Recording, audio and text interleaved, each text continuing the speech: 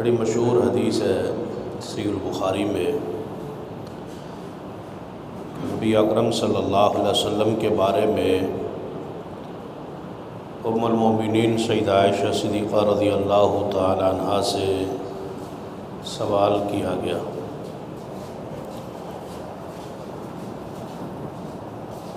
آپ کے اخلاق کے بارے میں، آپ کی عادات کے بارے میں۔ خلق کہتے ہیں جو فطری طور پر آدمی کی عادات ہوتی، اگر وہ اچھی ہوں تو بندہ اخلاق والا ہے، اور اگر وہ بری ہوں تو بد اخلاق۔ تو نبی علیہ السلام کے اخلاق کے بارے میں امی عائشہ رضی اللہ تعالیٰ عنہا سے سوال ہوا، تو آپ نے فرمایا کہ آپ نے کیا قرآن نہیں پڑھا؟ کان خلق القرآن، قرآن ہی آپ کا اخلاق ہے۔ پھر آپ نے ارشاد فرمایا کہ آپ ذرا سورۃ المومنون 18ویں پارے کی جو ابتدا ہے، قد افلح المومنون، اس سورت کی 10 آیات جو پہلی ہے، یہ سیدہ کائنات عائشہ رضی اللہ تعالی عنہا نے تلاوت کی اور فرمایا یہ ہیں وہ 10 صفات جو مومن کے لیے اختیار کرنا ضروری ہے۔ نماز کا خشوع، لغویات سے پرہیز، نماز کی ادائیگی، زکوٰۃ کی ادائیگی، زنا سے اپنے آپ سے دوری، اور پھر آخر پہ نمازوں کی حفاظت، امانتوں کی حفاظت، عہد کی پاسداری۔ یہ جو 10 آیات میں 10 اوصاف بیان ہوئے ہیں، اماں جی عائشہ فرماتی ہیں رسول اللہ کی یہ ساری صفات ہی ہے کہ 10 آیات سورۃ المومنون کی پڑھیں، جو ان آیات میں ہے وہی رسول اللہ کا اخلاق ہے۔ تو ان 10 آیات میں اخلاق رسول صلی اللہ علیہ وسلم، سیرت رسول صلی اللہ علیہ وسلم، آپ کے اوصاف بیان ہوں۔ ان میں ایک آپ کا وصف یہ ہے کہ لغویات سے آپ ہر مومن پرہیز کرتا ہے، اور بدکاری اور فحاشی سے دور رہتا ہے۔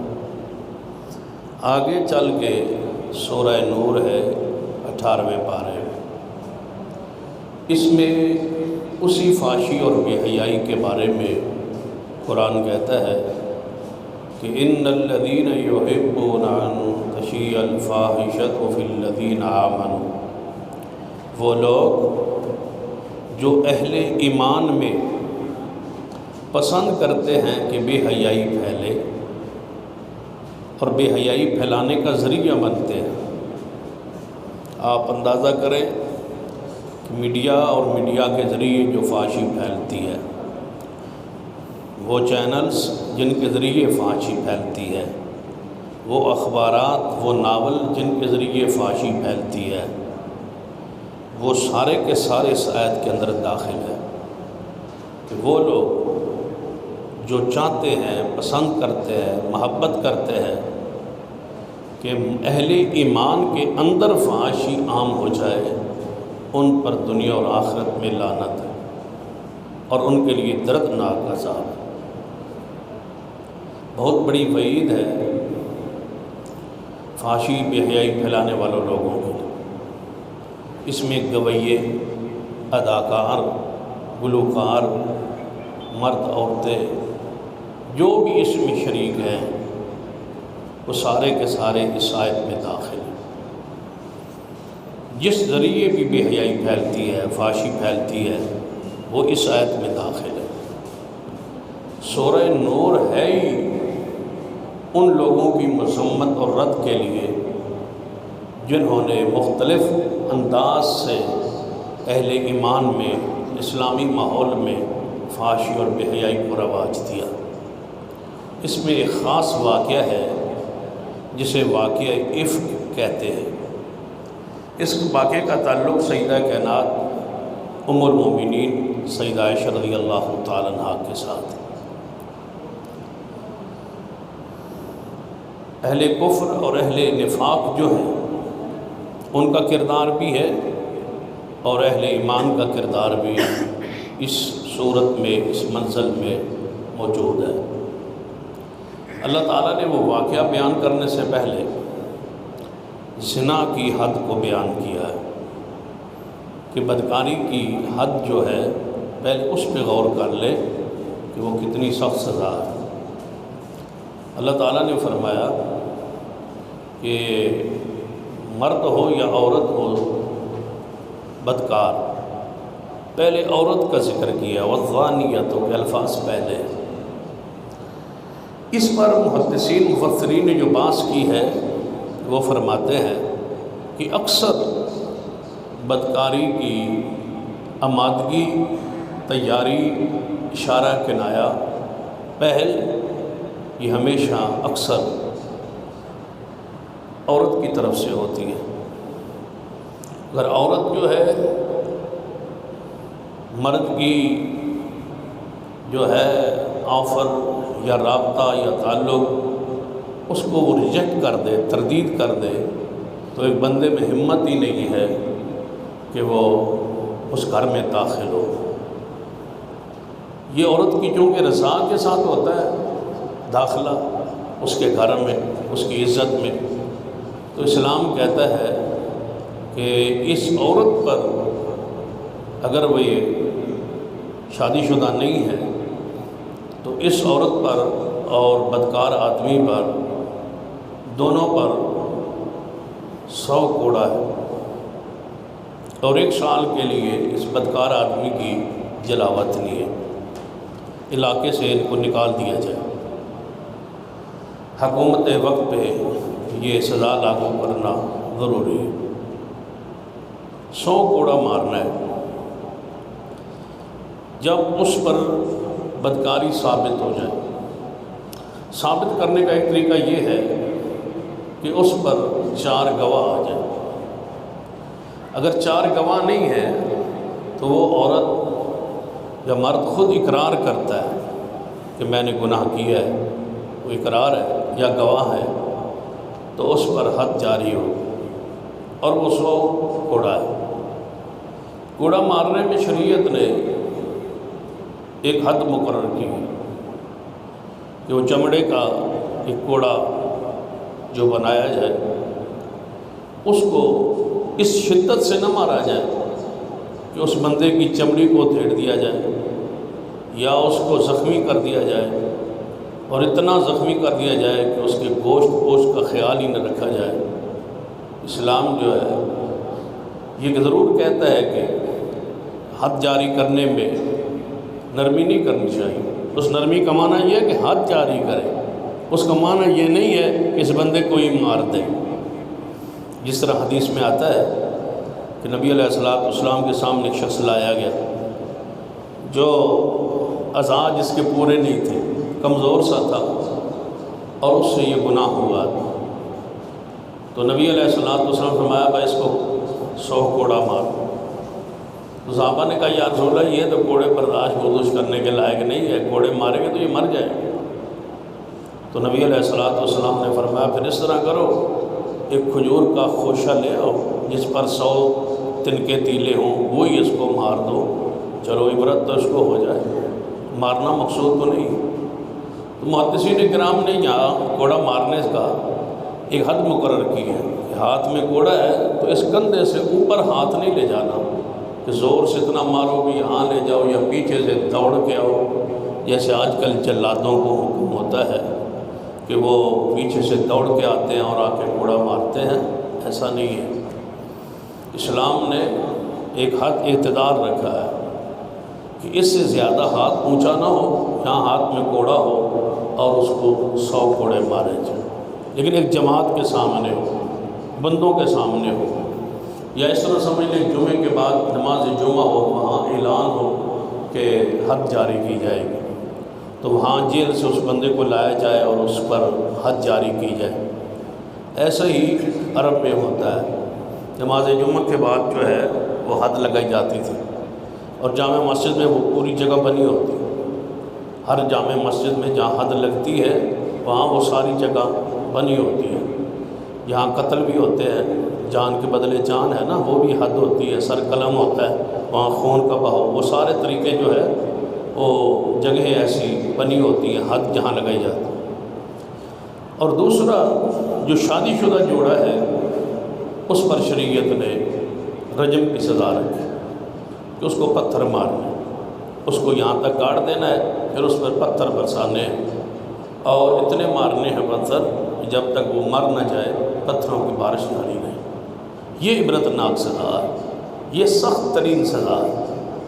دیکھیں نا اسلام کی حسن کو دیکھیں، کنوارا تھا، بر وقت نکاح نہیں ہوا، بندے کی غلطی، والدین کی غلطی، بندہ بچہ بلوغت کو پہنچا ہے، اس کی شادی والدین پہ ضروری تھی کہ وہ کرتے، نہیں ہوا، کوئی بھی وجہ بنی تو گناہ میں چلا گیا، تو اس کی سزا شریعت نے ایک حد تک رکھی، اس کی جان کی پھر بھی حفاظت کی ہے، کوڑے مارے ہیں لیکن جان کی حفاظت کی ہے۔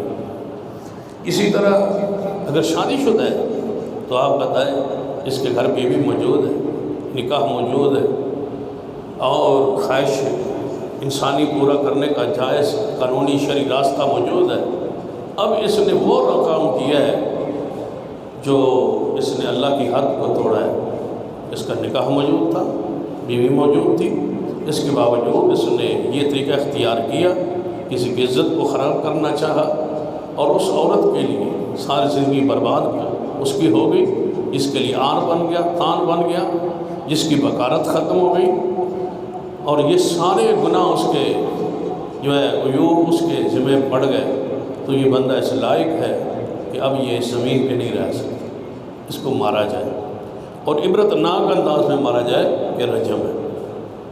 تیسری سزا حد قذف ہے، اسی سورہ نور میں، کہ وہ لوگ جو کسی مسلمان مومن پر زنا کی تہمت لگاتے لیکن اس کو وہ ثابت نہیں کر پاتے، اگر کہتے ہیں کہ فلاں بندے نے گناہ کیے تو اس پر 4 گواہ لائیں، اگر 4 گواہ وہ نہیں لا سکتے تو اس بندے پر تہمت کی سزا ہے، اور وہ 80 کوڑا ہے، 80 کوڑے اس کو مارے جائیں جس نے ایک مومن کو بغیر گواہوں کے بدکار کہا۔ اتنا بڑا جرم ہے کسی مسلمان کے بارے میں یہ کہنا کہ یہ بدکار ہے۔ ہم تو بار بار ہی غیر پرواہ کیے بندے پر تہمت اور الزامات دھرتے رہتے ہیں، یہ نہیں جانتے کہ اس گناہ کتنا ہے، اس کی خباثت جتنی ہے نا، گناہ جتنا ہے، جتنی اس کی غلاظت ہے، اس کو نہیں پہچانتے آپ کہ ہم کس لائق ہو رہے ہیں۔ اگر اس پر 100 کوڑے ہیں تو تم پر 80 کوڑے ہیں، تم ایسا گناہ کر رہے ہو جس کو تم ثابت نہ کر سکے تو تم پر 80 کوڑے ہیں۔ یہ حد قذف ہے، تہمت کی سزا۔ یہی تہمت لگائی گئی سیدہ کائنات ام المومنین سیدہ عائشہ رضی اللہ تعالیٰ عنہا، جن کا آج کی اس منزل میں سورہ نور میں ذکر خیر آیا ہے۔ ان پر حد یہ تہمت لگائی گئی، اور جو شخص اس میں صحابہ کرام میں سے حضرت حسان بن ثابت رضی اللہ تعالیٰ شاعر رسول ہے، مداح رسول ہے، رسول اللہ کی نعتیں پڑھتے تھے، بڑا مقام ہے ان کا، اور سیدنا مصطح رضی اللہ تعالیٰ یہ بھی حضرت صدیق رضی اللہ تعالیٰ عنہ کے خالہ زاد بھائی ہیں، یہ بھی اس پروپیگنڈے میں شریک ہو گئے جو منافقوں نے بات مشہور کی تھی۔ واقعہ اس طرح پیش آیا کہ نبی اکرم صلی اللہ علیہ وسلم غزوے میں گئے ہوئے تھے، غزوہ سے واپسی پر نبی علیہ السلام نے ایک جگہ پہ پڑاؤ ڈالا۔ اس روایت کی روایت کرنے والی سیدہ عائشہ رضی اللہ تعالیٰ عنہ خود ہے، اور یہ تفسیر صحیح البخاری وغیرہ میں موجود ہے۔ فرماتی ہیں کہ میں اونٹ کا جو ہوتا وہ پلانا ہوتا تھا اونٹ کے اوپر، اس کے اوپر ایک چھتری سی بنی ہوتی تھی عورتوں کے لیے، کیوں سفر عورتیں اس پہ ہی کرتی تھی، تو عورتوں کے پردے کے تقاضے کے لیے اس کے اوپر ایک چھتری سی بنا دیا جاتا تھا۔ شاید آپ نے کچھ عرصہ پہلے زمانے میں آپ نے ڈولی دیکھی ہو، وہ عورت کو ڈولی میں سوار کر کے رخصتی پہ شادی کر کے اس کو گھر لے آتے تھے۔ یہ کار اشارے کا وجود نہیں تھا، تو وہ ڈولی اکثر دیہاتوں میں ہوتی ہے۔ وہ اس نما ایک اونٹ کے اوپر بھی ایک ہوتا بنا ہوتا تھا جس پہ چڑھتے تھے، اس کے اوپر ایک چھتری سی بنی ہوتی تھی، عورت جس پر سوار ہوتی تاکہ اس کا پردہ بھی قائم رہے، وہ پتلا سا کپڑا اوپر جو ہے وہ ڈال دیا جاتا تھا۔ تو امی عائشہ رضی اللہ تعالیٰ عنہ فرماتی ہیں کہ میں ویسے بھی چھوٹی تھی، کمزور بھی تھی، زیادہ کوئی وزن بھی نہیں تھا، کیونکہ ہمیں خوراک ہی کم ملتی تھی، کھانے کو کم ملتا تھا۔ امی عائشہ رضی اللہ تعالیٰ عنہ فرماتی تو میں اس عہدے پہ بیٹھ تو جاتی، تو جب بندہ اٹھا کے صحابہ اس عہدے کو اونٹ پہ رکھتے نا تو یہ نہیں پتہ ہوتا تھا کہ اندر عورت ہے یا نہیں، کوئی وزن نہیں محسوس ہوتا تھا۔ تو نبی علیہ الصلوۃ والسلام نے وہاں سے ہمیں کوچ کرنے کا حکم دیا رات کے وقت۔ غالباً وہاں وضو کا انتظام اسلام نہیں تھا، یا رسول اللہ صلی اللہ علیہ وسلم فرمایا کہ آگے جا کے فجر پڑے گی، یہاں سے نکلے، اندھیرا تھا۔ تو عام فطرت ہے نا انسان کی، جب روانہ ہونے لگے تو بندہ چاہتا ہے کہ بندہ حاجت وغیرہ سے ایک دفعہ فارغ ہو جائے، پھر سفر شروع کرنا ہے، اونٹ پہ چڑھنا ہے، سوار ہونا ہے، کہاں جا رکیں گے۔ امی عائشہ فرماتی ہے جب میں نے یہ اعلان سنا تو میں جلدی سے پرے چلی گئی اندھیرے میں کہ میں حاجت سے ذرا فارغ ہو۔ جب حاجت سے فارغ ہو کے پیچھے کو پلٹی تو میں نے دیکھا میں ہار مانگ کے لے گئی تھی اپنی بہن اسماء سے پہننے کے لیے، کیونکہ حضور جب جاتے تھے نا جہاد میں، سفر میں، تو ایک بیوی اپنی زوجہ ساتھ لے جاتے تھے، قرعہ ڈالتے تھے بیویوں کی تربیات، 11 بیوی تھی، آپ قرعہ ڈالتے تھے، جس کا نام آتا وہ ساتھ جاتی۔ تو سیدہ فرماتی ہیں سفر میں میرا نام تھا، تو میں نے دیکھا کہ ہار میرا جو ہے وہ نہیں ہے، تو میں نے سمجھا کہ ادھر حاجت پہ جہاں گئی ہوں وہاں ہی کہیں ہار میرا لگتا ہے گم ہو گیا، ٹوٹ گیا، گر گیا۔ تو میں تلاش کرنے کے لیے واپس چلی، جہاں میں نے حاجت کی طرف گئی تھی ادھر تلاش کرتی کرتی کرتی لیٹ ہو گئی۔ جب میں واپس آئی تو صحابہ کرام نے یہ سمجھا کہ عائشہ صدیقہ جب اعلان ہوا ہے کہ سارے اپنے اپنے سواریوں پہ سوار ہو جائے، تو عورت جو ہے وہ اس اونٹ کے ہوتا میں سوار ہو جاتی تھی تاکہ صحابہ اس کو اٹھا کے اوپر رکھ دے۔ تو اندھیرا تھا، انہوں نے اس کو اٹھا کے اوپر رکھ دیا، انہوں نے سمجھا کہ عائشہ اس کے اندر سوار ہو چکی ہے، میں سوار نہیں تھا۔ رسول اللہ بھی وہاں موجود تھے، ذرا ذرا سوچے گا کہ غیب کون جانتا ہے،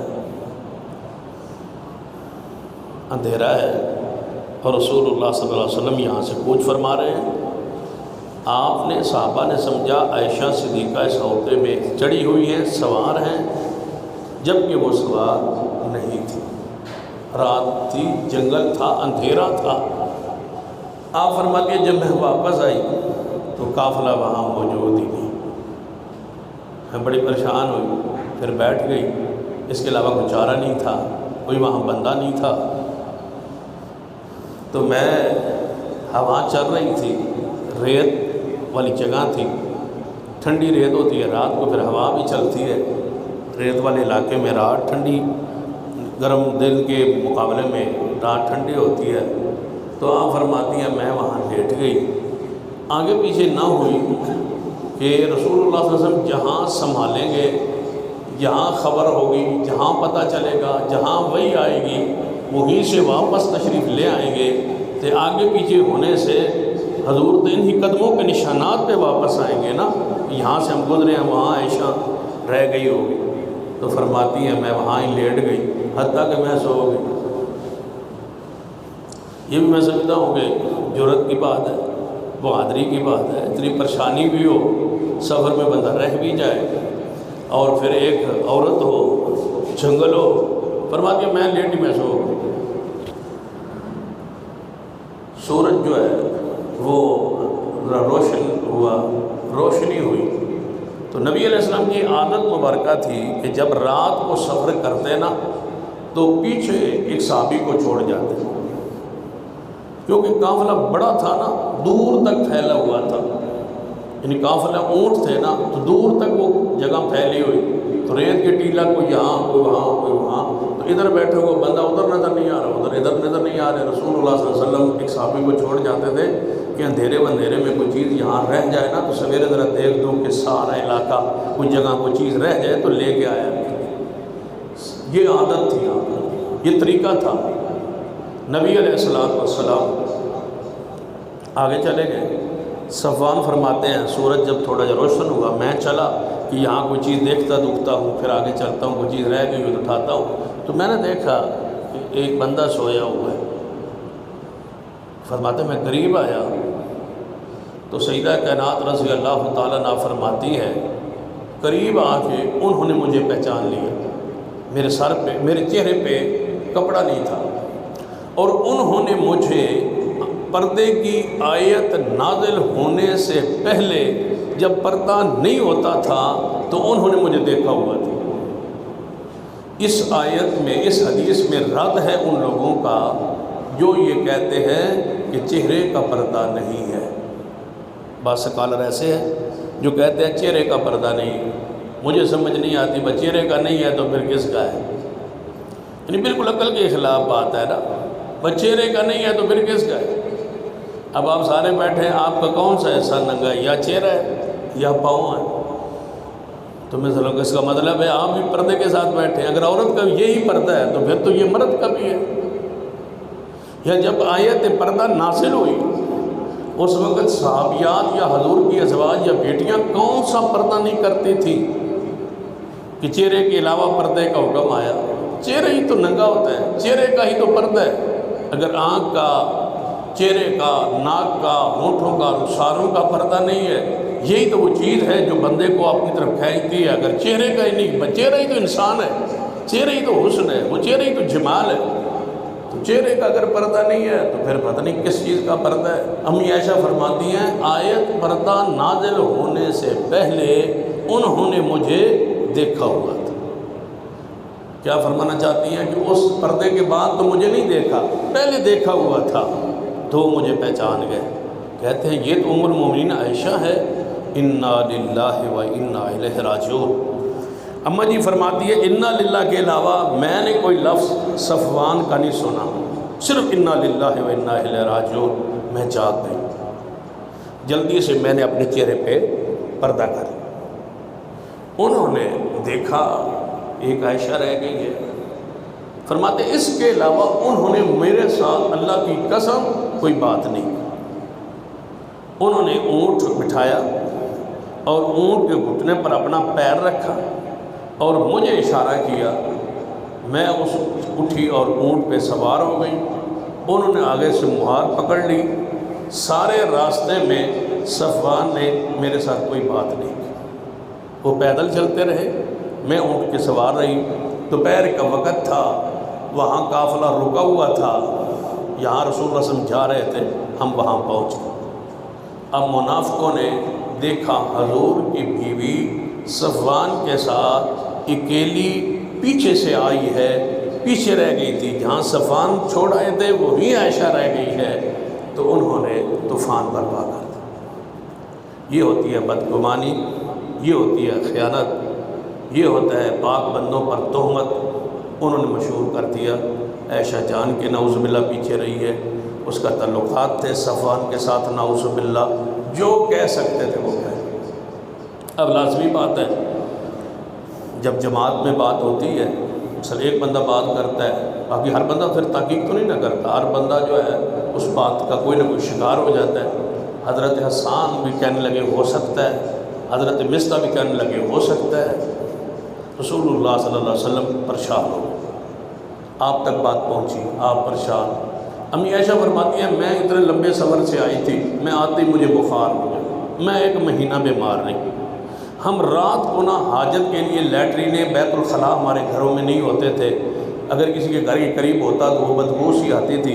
ہم رات کو حاجت کے لیے کھیتوں میں باہر جایا کرتی تھی، مدینہ سے ذرا باہر نکلتی تھی، رات کو ہم جا رہی تھی، حاجت کر کے ہم واپس پلٹے تو حضرت میرے ساتھ جو تھی نا حضرت مستح صحابی کی ماں یعنی کہ میرے ابا جی کی خالہ وہ میرے ساتھ تھی اور بھی عورتیں تھیں، تو ان کا کپڑا پیر پاؤں کے نیچے آ گیا تو وہ گرنے لگی، ان کو ٹھنڈا لگا، وہ گرنے لگی تو وہ بچ کے گرنے سے تو بچ گئی تھی، کہنے لگی ہلاک ہو مستح، اپنے بیٹے کو بد دعا دی، اپنے بیٹے کے بارے میں ہلاک ہوئے مستح، یعنی سوچ بھی تھی آگے دیکھ نہیں رہی تھی تو ٹھنڈا لگ گیا، اپنے خیال میں تھی نا آگے دیکھ نہیں رہی، خیال یہی امی عائشہ کا آ رہا تھا، اپنا بیٹا میرا بیٹا بھی کہہ رہا ہے کہ عائشہ ایسی ایسی ہے، نعوذ باللہ، ہلاک ہوئے مستح۔ امی عائشہ فرماتی ہیں میں نے کہا خالہ آپ کیوں مستح کو برا کہہ رہی ہیں،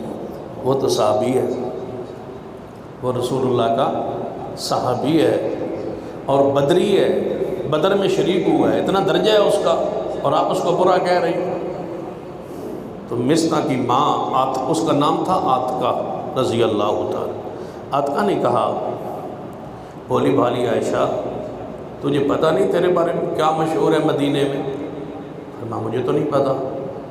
فرمایا جو تم وہ پیچھے رہ گئی تھی تیرے بارے میں تو یہ بات مشہور ہے، تجھے پتہ ہی نہیں ہے، بڑی بولی ہے تو۔ فرمایا مجھے نہیں پتہ۔ اس وقت میرے خیال میں آیا کہ مہینہ ہو گیا جب سے میں واپس آئی ہوں، حضور میرے ساتھ وہ پیار نہیں کرتے جو پہلے ہوتا تھا، وہ توجہ نہیں ہوتی تھی جو پہلے ہوتی تھی، میں مہینہ بیمار رہی وہ توجہ نہیں پائی حضور کی، میں گھر میں آئی بخار اور چڑھ گیا، پریشان ہو گئی، حضور تشریف لائے، آتے پوچھا عائشہ کیا حال ہے، بیماری تیری کا کیا حال ہے، بخار تیرا کیا حال ہے؟ یا رسول اللہ ٹھیک ہوں، آپ مجھے اجازت دیں میں اپنے ابا کے گھر جانا چاہتی ہوں، یہاں آپ کو ایک اعلیٰ ترین رسول اللہ صلی اللہ علیہ وسلم کا طریقہ اور سادہ ازواج رسول کا اور بنات رسول کا صحابیات کا طریقہ نظر آ رہا ہے۔ حضور سے پوچھی، اجازت لی، کس کے گھر میں جانے کے لیے؟ اپنے ابا جی کے گھر میں جانے۔ ابا جی کا گھر کہاں تھا؟ اس نکر پہ حضور کا گھر ہے، مسجد نبوی کے اس نکر پہ جہاں عائشہ کا حجرہ ہے، جہاں آج حضور دفن ہے، روضہ پاک ہے، یہ عائشہ کا گھر ہے نا، باقی ازواج کے گھر ساتھ ساتھ جڑے ہوئے تھے، یہ عائشہ کا گھر ہے جہاں آج حضور کا روضہ پاک، صدیق کا گھر مسجد نبوی کے اس طرف تھا۔ تبھی تو حضور نے فرمایا تھا سارے دروازے بند کر دینا، مسجد نبوی کی طرف جتنے کھلتے ہیں سوائے ابو بکر کا دروازہ ڈائریکٹ مسجد نبوی میں کھلتا تھا گھر کا، اور نبی علیہ السلام کا بھی دروازہ مسجد نبوی کے گھر کی طرف کھلتا تھا۔ یہاں سے عائشہ نے وہاں تک جانا ہے، ابا جی کے گھر جانے کے لیے رسول اللہ سے پوچھ رہی ہے۔ اب آپ اندازہ کریں کہ ہمارا بھی گھر میں یہی ماحول ہے کہ بازار گزر پھر کے آپ ہی آ جاتی ہیں، کون پوچھتا ہے؟ گھر کی تربیت ہے۔ فرمایا میں ابا جی کے گھر چلی جاؤں؟ فرمایا چلی جاؤ۔ پھر بھی حضور نے ساتھ ایک بچہ بھیجا ہے، ایسے نہیں بھیجا یہاں سے نکلنا ہے، ماحول بھی مدینے کا ہے، ماحول بھی صحابہ کا ہے، ساتھ بچہ بھیجا ہے کہ جاؤ عائشہ کو چھوڑ آؤ ابو بکر کے گھر۔ آپ گھر پہنچی، جاتے ہی ماں ان کے ذہن میں یہ تھا، فرماتی میں جانا چاہتی ہوں بابا کے گھر، اپنے ابا کے گھر، پتہ چلے ان کو بھی پتہ ہے یا نہیں پتہ، یا یہ کیا ہے میرے بارے میں کیا مشہور ہے۔ فرماتی ہیں میں جا کے اماں جی کو ملی، ام رومان رضی اللہ تعالیٰ عنہ کو، اماں جی سے پوچھا کہ ماں جی میرے بارے میں کوئی آپ نے بات سنی ہے؟ اس نے کہا بیٹا سارا مدینہ سن چکا ہے۔ بس عائشہ فرماتے رونے لگ، اتنی روئی کہ صدیق اوپر مکان کے چھت پر قرآن پڑھ رہے تھے، اوپر سے آواز تھی ام رومان کو، بیوی کو، کون ہے؟ فرمایا عائشہ۔ کیوں رو رہی؟ فرمایا اس بات کا جو مشہور ہے اس کے بارے میں اس کو بھی پتہ لگ گیا، اس کو بھی خبر ہو گئی ہے۔ تو صدیق نے وہیں کھڑے ہو کے ایک بات کہی، فرماتے ہیں اللہ کی قسم ہمارے گھر والوں نے، میرے خاندان نے، میری اولاد نے، تو میرے اور میری اولاد نے، گھر والوں نے یہ گناہ، یہ بدکاری تو کفر میں بھی نہیں کی تھی۔ ہم تو جب کافر ہوتے تھے، جاہلیت میں ہوتے تھے، یہ گناہ ہم نے نہیں کیا، ہم زنا کار نہیں تھے، کافر ضرور تھے، جاہلیت میں ضرور تھے، شرک و بدعات میں ہم ضرور تھے، جاہلیت کا دور تھا، اللہ کی قسم ہم نے جاہلیت کے دور میں رہ کے بھی میرے خاندان نے یہ گناہ نہیں کیا، اس گناہ کا آج نسبت میری طرف کر دی گئی ہے، میرے بیٹی کی طرف کر دی گئی۔ صدیق بھی رو پڑی، امی عائشہ بھی رو رہی، فرماتی ہیں 2 دن 2 راتیں اور 1 دن میں لگاتار روتی رہی، میری آنکھوں میں نیند نہیں آئی اور میں یہیں رہ رہی ہوں۔ ہڈیوں کا ڈھانچہ بن گئی، سر کے بال گر گئے، بخار چڑھ گیا، اور تقریباً 50 دن کے قریب نبی علیہ الصلوۃ والسلام ایک دن منبر پہ تشریف فرما ہوئے۔ آپ نے سیدنا اسامہ رضی اللہ تعالیٰ عنہ سے پوچھا کہ سناؤ تمہارا کیا خیال ہے؟ فرمایا یا رسول اللہ صلی اللہ علیہ وسلم ایسا نہیں ہو سکتا، ایسا نہیں ہو سکتا۔ فرمایا پھر بھی بہتر ہے کسی اور سے آپ پوچھیں۔ فرمایا علی سے پوچھتے، سیدنا علی کو بلایا، اے علی یہ بات تو نے سنی ہے نا میری بیوی عائشہ کے بارے میں، تمہاری کیا رائے ہے؟ فرمایا یا رسول اللہ صلی اللہ علیہ وسلم اللہ نہ کرے کوئی ایسا معاملہ ہو بھی جائے تو آپ کے لیے اور بیویاں بڑی ہیں، لیکن میرا مشورہ یہ ہے کہ آپ اپنی لونڈی جو بریرہ ہے نا وہ عائشہ کے بہت زیادہ قریب ہے، اس سے ذرا پوچھ، اس کو کوئی نہ کوئی بات اس کے علم میں ہو۔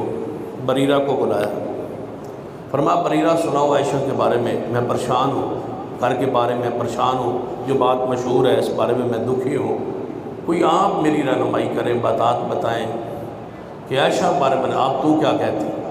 فرمایا یا رسول اللہ اتنی سادہ ہے، عمر میں چھوٹی ہے، آٹا گوندتے سو جاتی ہے، بکری آ جاتی ہے وہ آٹا کھا جاتی ہے، اتنی بھولی ہے، اللہ کی قسم ایسا گناہ تو عائشہ میں نہیں ہو سکتا، ایسا نہیں ہو سکتا۔ رسول اللہ صلی اللہ علیہ وسلم پریشان ہے، وہی آئی نہیں ہے، آسمان سے خبر نہیں آئی۔ امی عائشہ رضی اللہ تعالیٰ فرماتی ہے میں اپنے بابا کے گھر میں رہ رہی ہوں، نبی علیہ الصلوۃ والسلام ایک دن مدینہ میں جا رہے ہیں، راستے میں آپ کو کسی نے یا کسی کافر یا منافقوں نے کوئی ایسی بات کہی جو حضور کو تکلیف پہنچی، محسوس ہوئی، جس طرح کوئی تانا دیتا ہے، مذاق کرتا ہے، ان کی بیوی کے بارے میں ایسی باتیں ہیں۔ حضور علیہ السلام مسجد نبوی میں پہنچے اور ممبر پہ چڑھے اور صحابہ کو اکٹھا کیا اور فرمایا میرے صحابہ آج میرے ساتھ کون میری مدد کرے گا اس بندے کے خلاف، اس گروہ کے خلاف، ان لوگوں کے خلاف جنہوں نے میرے اہل بیت کے بارے میں مجھے تکلیف پہنچائی ہے۔ کس کو اہل بیت کہا؟ عائشہ، میرے اہل بیت ہے، عائشہ میری گھر کی والی ہے، اس کے بارے میں جس نے مجھے تکلیف دی ہے آج میں کچھ فیصلہ کرنے لگا ہوں، کون ہے جو میری مدد کرے اس حوالے سے؟ صحابہ نے تلواریں باہر نکالی، یا رسول اللہ حکم کیجئے کیا کرنا ہے؟ عبداللہ بن ابی کو مارنا ہے یا فلاں کو یہ جو اس میں گناہ میں شریک ہے ان کو مارنا ہے؟ تو ہم حاضر ہیں، آپ حکم فرمائیے کیا کرنا ہے ان کے بارے میں۔ سیدہ عائشہ رضی اللہ تعالیٰ عنہ اپنے گھر میں ہے، رسول اللہ مسجد نبوی میں ہے، صدیق بھی اپنے گھر میں ہے، رسول اللہ صلی اللہ علیہ وسلم نے یہ خطبہ ارشاد کیا ہے کون ہے جو میری مدد فرمائے اس حوالے سے، میرے اہل بیت کے علاوہ کے حوالے سے۔ اگلی بات جو حضور نے کی ہے نا وہ بڑی دردناک ہے۔ ہماری حیثیت کیا ہے؟ یہ خطیب یا واعظ یہ جو قوم کی رہنمائی کرتا ہے ممبر پر، اس کی کیا حیثیت ہے؟ نبی علیہ السلام کھڑے ہوئے اور فرمایا میرے صحابہ جس بندے کے ساتھ میری عائشہ صدیقہ کو جوڑا گیا ہے بدکاری کے لیے، میں اللہ کی قسم اٹھاتا ہوں کہ بندہ کبھی میرے گھر نہیں آیا، میری عدم موجودگی میں نہ ہوں تو یہ کبھی میرے گھر نہیں آیا، جب بھی آیا ہے تو میں گھر میں موجود ہوتا ہوں تو میرے گھر میں آیا ہے، اور اتنا بڑا گناہ بغیر کسی تعلق کے، بغیر کسی آپس میں رابطے کے کیسے ہو سکتا ہے میرے صحابہ؟ یہ نہیں ہوا۔ پھر ساتھ ہی فرمایا میرے صحابہ صفوان رضی اللہ تعالیٰ عنہ جن کے بارے میں یہ الزام لگایا گیا ہے ان میں سوائے خیر کے میں نے کچھ نہیں دیکھا۔ اچھا آدمی ہے، خیر والا آدمی ہے، سوائے خیر کے رسول اللہ نے تو کچھ نہیں دیکھا۔ یہ باتیں کی اور پھر قریب تھا کہ صحابہ کرام میں اچھاؤ ہو جاتا، مدینے میں تلواریں نکل آتی، لڑائی ہو جاتی، دوبارہ قبائل پہلی حالت میں لڑنا شروع کر دیتے۔ آسمان سے وحی آئی، اے محمد صلی اللہ علیہ وسلم ابو بکر صدیق کے گھر چلیے۔ آپ نے فرمایا میرے صحابہ یہاں بیٹھو، رکو، میں جاتا ہوں ابو بکر کے گھر۔ ابو بکر صدیق کے گھر گئے، دروازے کے اندر داخل ہوئے، فرمایا میری عائشہ کدھر ہے؟ کدھر ہے میری عائش؟ یا رسول اللہ صلی اللہ علیہ وسلم وہ تو اندر بیٹھی ہے اور ہڈیوں کا ڈھانچہ بن گئی ہے، روتی رہتی ہے، بلاؤ عائشہ۔ بلایا، اپنے سامنے بٹھایا اور فرمایا عائشہ جی یا رسول اللہ صلی اللہ علیہ وسلم، اپنے بارے، اپنے حالات کے بارے میں، معاملے کے بارے میں کوئی بات تو کرنا۔ اگر تجھ سے یہ غلطی یا گناہ ہو گیا ہے تو پھر بندے سے ہو جاتا ہے، اللہ سے معافی مانگ۔ فرماتی ہیں بس یہ کہنے کی دیر تھی، اگر نہیں ہوا تو اللہ رحمت کر دے گا، اگر ہوا ہے تو پھر معافی مانگ اللہ سے، میں بڑا پریشان ہوں تیرے بارے میں۔ امی عائشہ فرماتی ہیں میں نے اپنے بابا جی کو مخاطب کیا، ابو بکر کو، اے ابو بکر، ابا جی آپ بولے نا، آپ صفائی دیں نا۔ لوگ کہتے ہیں کہ آپ بیٹیوں کے بارے میں کوئی بات ہی نہیں کرتے، آپ بولتے ہی نہیں ہیں، آپ بولیں، آپ کا حق ہے، میرے باپ ہیں، صفائی دیں آپ۔ صدیق نے فرمایا ہے بیٹا عائشہ، جس کو ہم اپنی زبان میں مفہوماً یہ کہہ سکتے ہیں کہ یہ جا بولنے والی نہیں ہے، یہاں کیسے بولوں؟ جہاں تو اونچی آواز کرنے سے ایمان ختم ہو جاتا ہے، کوئی تیرا شوہر اور ہوتا تو بولتے، یہ تو رسول اللہ ہے۔ فرمایا آپ نہیں بولتے تو میری ماں بولے، ماں جو بیٹھی ہے، ماں سے مخاطب ہوئی، آپ بولیں۔ ماں نے بھی وہی کہا کہ بیٹا بولنے والی جگہ نہیں ہے، یہاں بولے تو کیا بولے، کوئی اور شوہر ہوتا، کوئی اور گھر ہوتا تو بولتے، یہ تو رسول اللہ بھی ہے نا، یہاں کیسے بولا جا سکتا؟ فرمایا یکدم میرے آنسو خشک ہو گئے، میں رو رہی تھی، آنسو میرے خشک ہو گئے، مجھے نہیں پتہ چلا میں کیسے جرأت کے ساتھ بول رہی ہوں۔ میں پھر بولنے لگی، میں نے کہا یا رسول اللہ صلی اللہ علیہ وسلم، میں چھوٹی سی تھی تو آپ کے گھر میں گئی، میں نے تو ابھی سارا قرآن بھی نہیں پڑھا ہوا تھا، چھوٹی سی تھی اور آپ کے گھر چلی گئی، پہلی جو عمر گزری ہے اس کا یہ حساب دیں میرے والدین، اور جو تمہارے گھر حالات، واقعات، ایام گزارے ہیں اس کا آپ کچھ بولے۔ میں نے تو اپنے بارے میں کیا کہوں؟ اگر میں کہہ دوں میں نے یہ گناہ نہیں کیا تو کون مانے گا؟ اپنی میری صفائی میرے بارے میں کون مانے گا؟ بات تو وہی رہے گی۔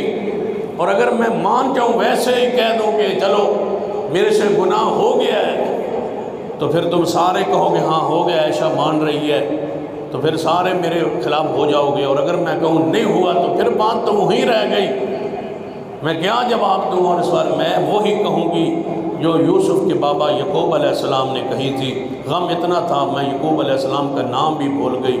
فصبر جمیل واللہ المستعان، جو کچھ تم کہہ رہے ہو اس پہ میں اللہ کی مدد مانگتی ہوں۔ انما اشکو بثی وحزنی اللہ، میرا سارا معاملہ اللہ کے سپرد ہے، اللہ ہی کوئی رہنمائی کرے گا، اللہ ہی مددگار ہے، اللہ ہی مشکل کشا ہے۔ واللہ المستعان، یا اللہ تو مدد فرما، وہ میرا رہنما ہے، وہ میری رہنمائی کرے گا، اللہ میری مدد فرمائے گا، میں اس کے سوا اپنے صفائی میں کچھ نہیں کہتی۔ اماں جی فرماتی ہے اتنے کہنے کی دیر تھی، میں حضور پہ دیکھا چہرے پر تو وہی کی کیفیت جاری ہے، موسم سردی کا تھا لیکن پسینہ اوپر بہہ رہا ہے، میں سمجھ گئی وہی آ رہی ہے۔ پھر میں نے سوچا عائشہ تیرے بارے میں وہی کیسے آئے، تیری اتنی شان کہاں؟ حضور کو خواب آئے گا تیرے بارے میں کہ عائشہ نے یہ گناہ نہیں کیا، کوئی خواب میں اشارہ ہوگا یا کوئی الہام ہوگا، مجھے نہیں پتا تھا۔ اس دن مجھے پتا چلا اللہ کے ہاں میری شان کتنی ہے، جس نے سورہ نور کی آیات قرآن کی صورت میں نازل کی میری برات، جو قیامت تک تلاوت ہوتی رہے گی۔ آج بھی عائشہ کا واقعہ قرآن کی آیات میں موجود ہے۔ جو ہی وحی کی کیفیت ختم ہوئی، آپ فرمایا عائشہ مبارک ہو، خوشخبری ہو، حضور کا چہرہ خوشی سے چمک اٹھا. عائشہ مبارک کو بشارت ہو، اللہ نے اعلان کر دیا ہے کہ عائشہ سبحانک ھذا بہتان عظیم، یہ بہت بڑا بہتان ہے، اللہ پاک ہے اور یہ بہت بڑا بہتان لگایا گیا ہے. اور جنہوں نے لگایا ہے ان الذین یرمون المحصنات الغافلات المؤمنات لعنوا فی الدنیا والآخرہ، انہوں نے ایسی پاک دامن عورتوں پہ جنہوں نے الزام لگایا ہے ان پر دنیا میں بھی لعنت ہے اور آخرت میں بھی لعنت ہے. میرے محبوب عبداللہ بن ابی کو قیامت تک کے لیے چھوڑ دو، اس کے ساتھ عذاب میں دوں گا. اور جو تمہارے صحابہ کرام میں سے اس پراپوگنڈے کا شکار ہو کہ انہوں نے بات کی عائشہ کے بارے میں، ان کو 80 کوڑے لگاؤ، ان کو بھی سزا دو حد قذف کی، اور باقی جو ہے ان کو چھوڑ دو میرے پر. اس کو آنے دو عبداللہ بن ابی کو، اس کو عذاب میں دوں گا اہل بیت کو دکھ دینے کی، میں اس کو عذاب دوں گا عائشہ صدیقہ پر تہمت دھرنے کی، اور یہ سارا کچھ کہنے کی سزا میں دوں گا. بہت بڑا بہتان ہے. عائشہ صدیقہ تو پاک ہے. اور یہاں بڑی آگے پیاری بات ہے، ماں کہتی ہو میرے مان عائشہ سے، عائشہ مبارک ہو بھی خوشخبری ہے تیرے لیے، تیری شان میں قرآن نازل ہوا ہے، اٹھ اپنے نبی کا شکریہ ادا کر. یہ ہے عقیدہ، یہ ہے توحید، یہ ہے قرآن. فرمایا عائشہ اٹھ اپنے نبی کا شکر ادا کر. کون کہہ رہی ہے؟ ماں کہہ رہی. کہاں لکھا ہے؟ صحیح البخاری میں. اٹھ اپنی ماں کا شکریہ ادا کر. امی عائشہ کا جواب سنیے. فرمایا میں اس کا پہلے شکر ادا کیوں نہ کروں، اس رب کا شکر ادا کروں گی. کیا فرمایا؟ میں اس رب کا شکر ادا کروں گی جس نے میری شان میں قرآن نازل کیا ہے. 50 دن اتنے دن میں روتی رہی تو اس کا شکریہ ادا کروں گی جس نے میری شان میں قرآن نازل کیا ہے. تو فحاشی اور بے حیائی کی یہ خبریں پھیلانا بہت بڑا جرم ہے. کوئی خبر آپ کے علم میں بھی ہو اس کو چھپانا چاہیے.